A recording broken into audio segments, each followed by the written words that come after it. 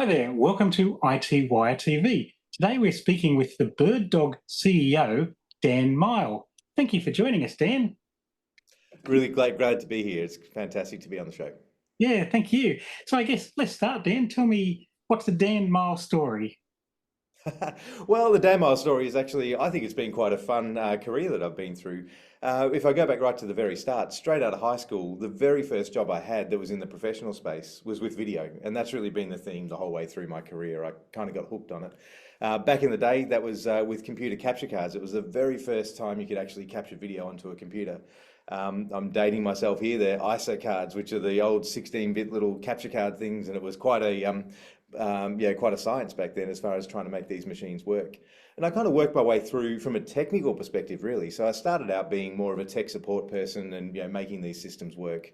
And then I moved through the video industry. I went to a little company called Avid, which has been around for quite some time. They're really familiar in the TV production space, in episodic television and film. And with that, I was really fortunate to kind of work through their system and ended up in the UK. I was looking after a team that really designed systems for some of the largest media organizations, and I was managing that team. So some of the fun things I've done is, for example, when Al Jazeera first set up in the Middle East for their news organization, I was really part of that design of how they were going to build up a brand new newsroom and brand new TV station.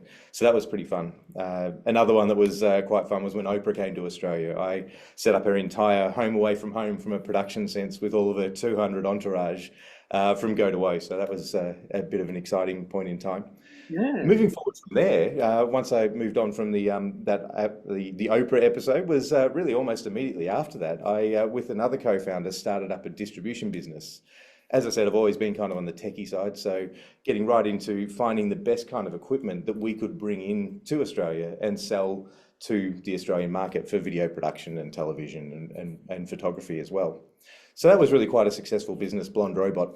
And along the way, one of the brands that we represented was NewTek. And NewTek was the founder of a technology called NDI.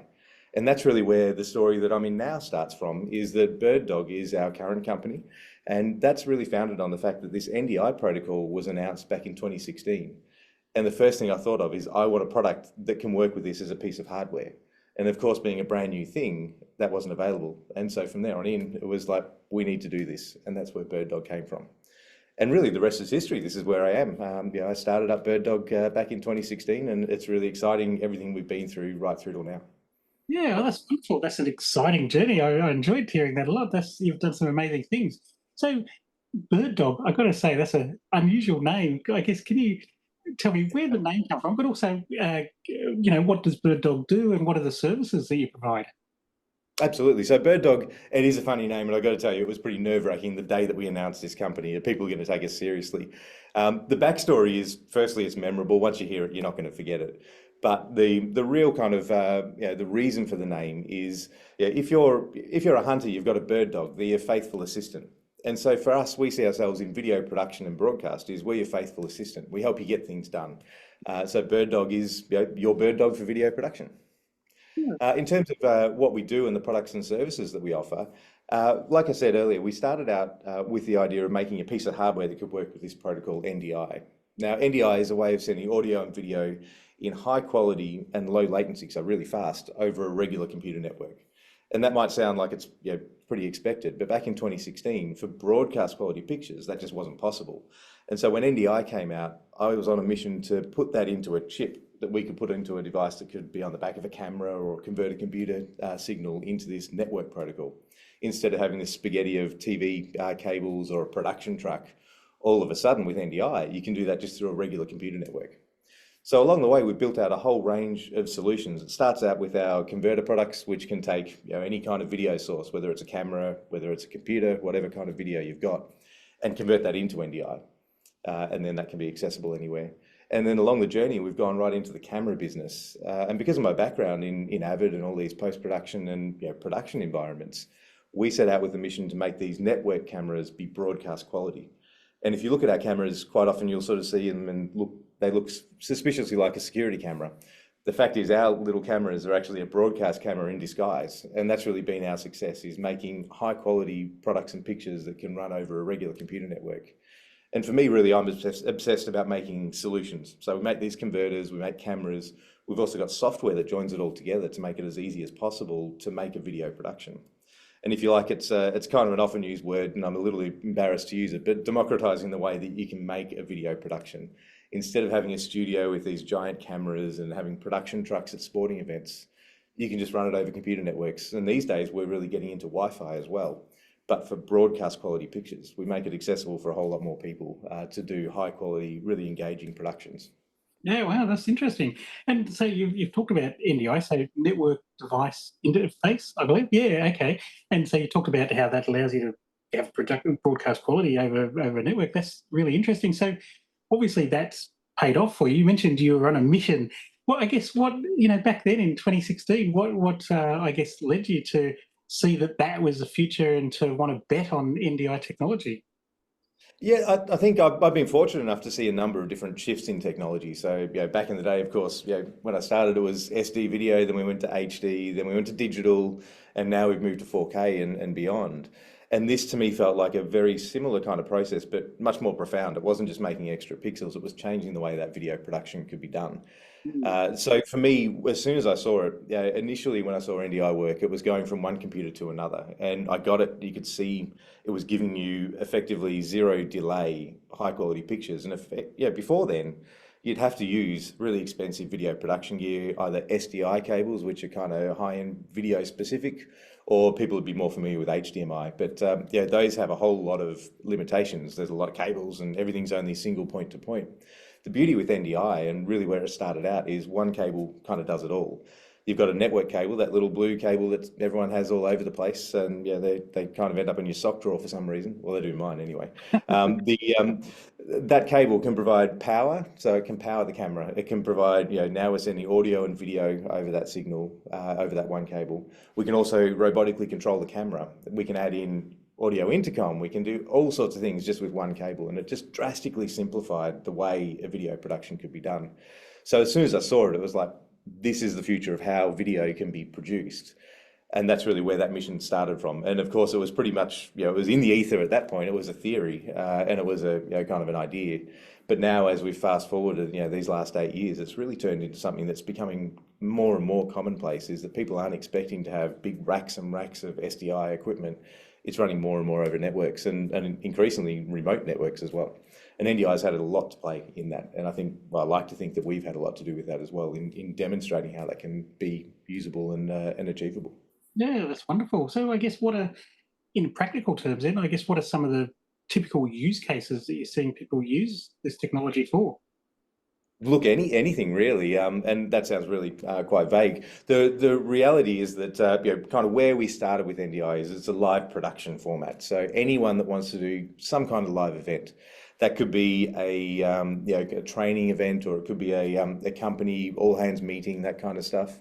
But equally, a lot of our customers are really the top end of broadcast as well. And then we go in sort of other directions. So anything from training, or you might have a performance training type of thing, or houses of worship. Effectively, anyone that wants to get their story out in real time, a live event that they want to send out, either over broadcast or streaming over the internet. What we can do is take that from looking like it's effectively a B-grade production with a web camera or something like that, and add in multiple cameras to get more interesting shots and have much more control over what that picture looks like, to make anyone with their production look like television. So we've got customers everywhere from one of my favourites, which is a bit name calling, is the NBA. They use our cameras for a lot of the new angles, like the ref camera and things like that. Ah, But then we've got also really great customers that are doing really cool things like sports, concerts, and then university and kind of education spaces are really popular as well. So really we're kind of quite broad reaching, and more recently we've actually moved into the medical space as well with a solution that's built around our technology that we call Remedy. So I think there's plenty of spaces that we've been really successful in getting into, but there's plenty more where effectively the demand for high quality real-time pictures that go over computer networks is needed, and effectively that's any type of communication. And the camera I'm using here, of course, is a BirdDog camera, and it's running on NDI. So even on Zoom in meeting spaces, it really gives you some benefits in terms of picture quality and flexibility. yes. No, that's definitely a really crisp picture. So the technology sounds awesome and the quality that it produces, but I guess does it simplify? Like, I suppose, let me ask, just how easy is it to create broadcast quality video, and what skills do you still need to be able to make professional video content? Does it help simplify, I guess, reduce the barrier to entry? Does it allow, somebody maybe as simple as myself to be able to make something look awesome, or do you still need a lot of skill behind you? Look, I think you've probably got more experience than me in computers and things, so you'd have no troubles at all. I'd love to say it's completely plug and play, and look, largely it is. Computer networks these days are pretty well, you buy a device and you put it on your network, and typically things work. NDI is no different. As long as your network works, NDI is going to work as well. In terms of the skills that people need, it's really down to what you're trying to achieve. If you want to just put a couple of cameras in an environment, or just have an ability to get video from one side of the building to the other, it's super easy, super friendly to do. If you wanted to set up a campus that's got 700 cameras and all sorts of things, then of course you're going to need some skills around networking. And I suppose that's probably the difference is, where traditionally you see a broadcast production truck where you've got a broadcast engineer, they might even wear a lab coat in some of these cases, but that kind of really highly specific knowledge. These days with NDI, it's actually more about networking knowledge. And I think that helps with the barrier to entry. If you're wanting to set up, for example, a small studio where you want 2 or 3 cameras to make you look like you're producing television rather than just a boring little webcam locked off shot, you actually don't need to know much at all about it. Our cameras are designed to come out of the box. The pictures look great. The software is easy to use, and you can get to go pretty quickly. But if you want to scale up, really, it's around your networking skills, and that's a whole lot easier to acquire than the traditional broadcast skills. So I think barrier to entry it makes it a whole lot easier. Yeah, that's fantastic. I'm sold. I guess so. Just going back, so 2016, you bet on this technology. Then 4 years later, we had this little thing called COVID. What did that have an impact on the industry as a whole? And I guess did it, what was it like putting your technology through a real world test like that? Yeah, absolutely COVID had an impact. Obviously, it had an impact on everyone. It had a positive impact on our business overall. We're making cameras. If you think everything from broadcast all the way through, broadcast studios all of a sudden had to be somewhat remote. You couldn't have camera operators everywhere. So having our robotic cameras was something that people wanted. So even at broadcast level, we had some really great successes. And for us, I think that accelerated the uptake of this technology, where broadcasters are inherently quite cautious in their uptake of technology. They were forced to make some changes, and it proved out that that was possible and it worked. So, from that side of things, it was really beneficial. Effectively, through that COVID period, people just needed cameras to do any kind of either meetings, whether they're corporates or productions, whether it's in the entertainment industry. So from that point of view, we both us and the whole industry really did benefit from the demand. The challenge we had was actually supply, trying to build these products, and we managed to navigate that pretty well. So I think overall, if you look at it now that largely the dust has settled with this COVID situation, it accelerated people's awareness and uptake and confidence in the technology, and I think that's really helped us sort of move forward. The way I see it is that it's not if the industry is going to change to completely network-based production. It's now how long is it going to take for everyone to move across. Yeah, okay. No, that's really interesting. So you've constructed these cameras and done all these things. That's incredible. But I suppose I'm just curious to know: do you consider BirdDog I guess, a product company, or do you see a move to services? Are you on that journey? And what sort of services would that look like? It's a really interesting question. So I think if you were to ask many of our customers, they recognize us for our products, and we're not moving away from that entirely. We do make products, and that really creates a solution for us. But an interesting fact is the second thing that we made was a piece of software to help make a solution. I've always been about solutions right from the get-go. We're not about just making a black box that does a thing. It's about solving a problem. So from that point of view, as a company, we've always been about creating some kind of solution. And actually, it was only a couple of months before COVID hit, we actually launched a product called BirdDog Cloud. And it's to allow remote productions and remote connectivity, remote interaction with all of our products. And that's kind of the move that we've been making towards, is embedding more and more of that into our products. And that creates a service on top of the hardware that we have. So for us, we're kind of a hybrid model where we've got a pretty decent chunk of our business is still very much in hardware, and we see that as the enabler. But then really the power of what we've got is the services that we offer behind that, the software and the connectivity that we have that becomes an ongoing kind of benefit to our customers and to the company as well. So. Yeah, fantastic. No, that's very exciting. What about, I guess, where are the growth markets that you see for yourself? I kind of, look, there's plenty, which is good. And I think I kind of gave a little bit of a hint to it before where, uh, my background and certainly the go-to market is what I call the content creation market. So that's anyone from, doing a YouTube type stream that wants to elevate themselves to have something that's more, more appealing to people to watch so they get more viewers, right through to broadcast. That's kind of our core market. As we move sort of further afield, there's these whole other markets that are really quite exciting and every bit as big as that broadcast market. For me, one of the most logical ones is the AV space, and in that specifically the education space. If you look at education at the moment in tertiary education, you've got three video systems that are required. There's the in-venue video systems to be able to have AV from a laptop to go up on a screen. You've then got lecture capture for when they're doing distance learning. And then increasingly, there's a live element with Teams or Zoom as well. So you've got three different requirements. And right now, a lot of universities are running three different systems. So for us, being able to unify that together is a really exciting market and a growth opportunity. So education is a big one. And the other one is medical. So for us, getting into that medical space, that product I mentioned before called Remedy is actually really exciting. We're taking all of the smart stuff that we can do that's TV related and making an interface that's very much more friendly for people in the medical industry, whether they're medical device manufacturers or whether they're specialists in their field, like brain surgeons and things like that. What we can do is have that real-time, high quality, all the good stuff that we do for television, but we can make that available for other people to use in different fields. That Remedy or the medical solution means that people can log into an operating theatre and they can move the camera around, they can look at patient monitoring systems, they can get a feel for exactly what's going on and communicate much more readily than you could over Teams or Zoom. And that again creates a great opportunity for us. So I think for us, the future is definitely very bright in terms of where we can send our products and where we can create solutions. But it's all based around the fundamentals that we're making broadcast quality, high quality pictures, and we're making it go really fast over regular networks. And that's kind of the valuable bit that we've got. And that's the technology that we started building 8 years ago.